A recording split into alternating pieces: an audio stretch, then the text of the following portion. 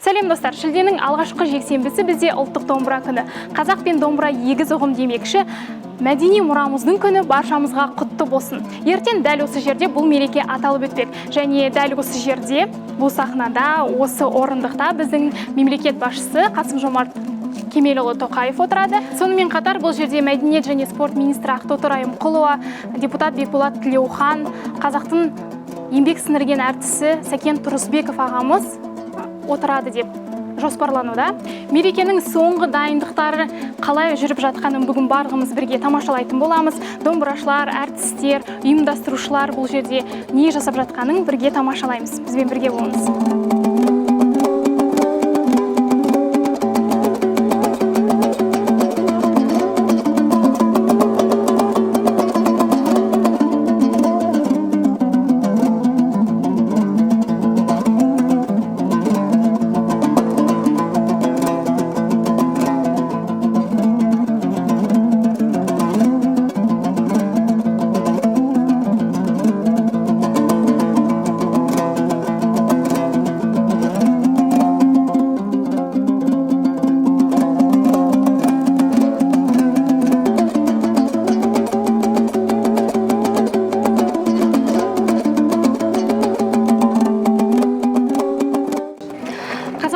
Қандай күйшілерді білесіз? Жалпы қазақ күйшілерін.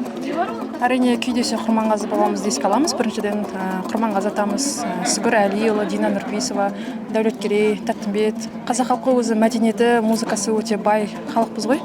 Ежелден келе жатқан дәстүріміз бар, музыкамыз бар.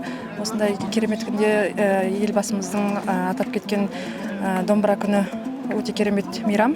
Осылай мәдениетімізді, ұлт аспаптарымызды, ұлтымызды, мұрамызды даңқты етіп көтеріп жүре берейік. Осылай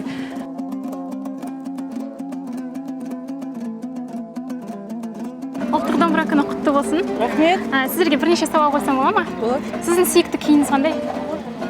Ой, Саржайлау өзіміздің Тәттімбеттің. Сіз домбырада ойнайсыз ба? Қобыз. Қылқобыз.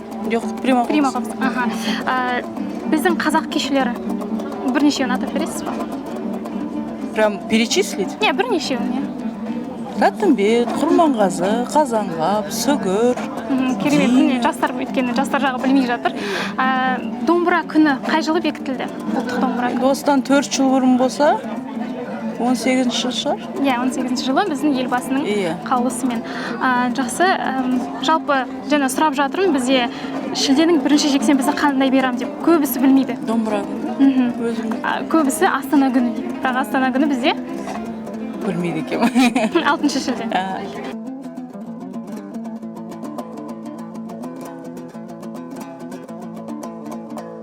Жалпы шілденің басында тойланатын осы домбыра күні мен Астана күні туралы тұрғындардың ойын біліп қайтайық. Сәлеметсіздер ме? Бір-екі сұраққа жауап бересіз ба? Ертең бізде қандай мереке? Астана күні. Ертең 4 шілде. Ертең 4 шілде. Ұлттық домбыра күні. Домбыра тартасыз ба? Жоқ, тартпаймын. Тартпайсыз. Домбыраның шығу тарихы туралы аңыз білесіздер ме? Жоқ. Рахмет. Міне көріп отырғандарыңыздай тағы да 6 шілдені біледі. Барлығы бірақ домбыра күнің өкінішке орай ешкім білмейді екен. Бірақ біз мойымаймыз, тағы бірнеше адамнан сұрастырып білетін боламыз. Сәлеметсіз бе аға? Бір-екі сұраққа жауап бересіз ба? Ертең қандай мереке? Ертең? Иә, 4 шілде. Шілдеде? Посмотрите. Шілденің бірінші күні бізде ұлттық домбыра күні. Да. Домбырада тартасыз ба? Жоқ. Тартпайсыз, е? Домбыраның шығу тарихы туралы аңыз білеміз ба? Жоқ, ештеңе білмеймін. Нағыз қазақ емес, нағыз қазақ домбыра деген ақын кім? Білмеймін.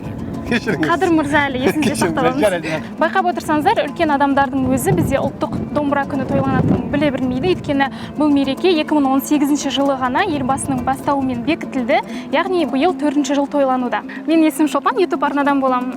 Ертең қандай мереке тойланады? Астана күні. Ертең 4 шілде. Ал Астана күні бізде қашан? 6 шілде. 6 шілде. Есінде сақтап ал, ертең, яғни шілде айының бірінші жексенбісі бізде ұлттық домбыра күні. Жалпы домбыра тартасың ба? Жоқ. Тартпайсың ба? Нағыз қазақ емес, нағыз қазақ домбыра деген ақынды білеміз ба? Онда есіне сақтап ал, ол Қадыр Мырза әлі. Сәлеметсіздер ме? Бір-екі сұраққа жауап бересіз ба? Ертең бізде қандай мереке? Астана күні? Ертең 4 шілде. 4 шілде. Астана күні бізде қашан? 7-сі. 6-сы. Ертең бізде ұлттық домбыра күні. Сіз домбыра тартасыз ба? Жоқ, балаларым барады, екі бала. Балалар барады, иә? Балаларға онда сұрақ қойсам бола ма? Сәлем. Домбыра тартасың. Неше жастан?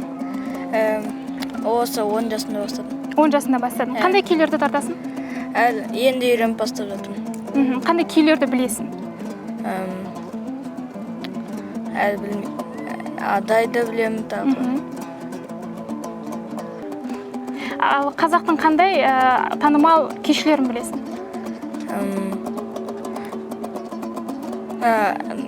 Дина Нұрпейісова.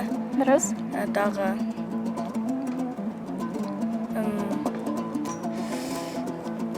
Күйдің атасы саналатын бізде. Құрманғазы ата, иә? Құрманғазы. Жалпы электродомбыра дегенді көрдің ба? Естідің ба бар екен? Жоқ. Электродомбыра 2010 жылы біздің қазақ Нұржан Тойшы деген кісі ойлап тапқан екен. Тағы бір сауал, нағыз қазақ емес, нағыз қазақ домбыра деген ақын кім?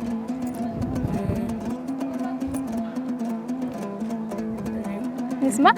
Қадыр Мырзалы, енді білетін боласың, иә? Рахмет. Сау болыңыздар.